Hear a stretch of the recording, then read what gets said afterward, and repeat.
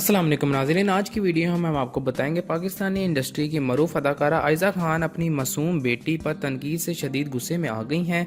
हालिया दिनों में कुछ अफराद ने सोशल मीडिया पर आयज़ा खान की बेटी की तस्वीर पर मनफी तस्वीरें करते हुए इसे बसूरत कहा, जिससे आयज़ा खान सख्त गुस्से और दिल बर्दाश्ता नजर आईं। आयज़ा खान ने इस हवाले से एक पोस्ट में अपने जज्बात का इजहार करते हुए कहा है कि उनकी बेटी उनकी ज़िंदगी का सबसे हसीन हिस्सा है और किसी को भी ये हक हासिल नहीं कि वो किसी मासूम बच्चे पर इस तरह के नाजेबा तस्वीरें करे।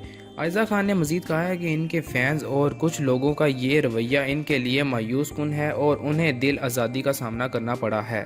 आयज़ा के शोहर और अदाकार दानिश तैमूर भी इस मामले पर सख्त नाराज नजर आए हैं। उन्होंने अपनी बेटी की हिमायत में कहा है कि हर बच्चा खूबसूरत और मासूम होता है और कोई भी वालिदैन अपने बच्चों को इस तरह की बेबुनियाद तनकीद का निशाना बनने नहीं देख सकता।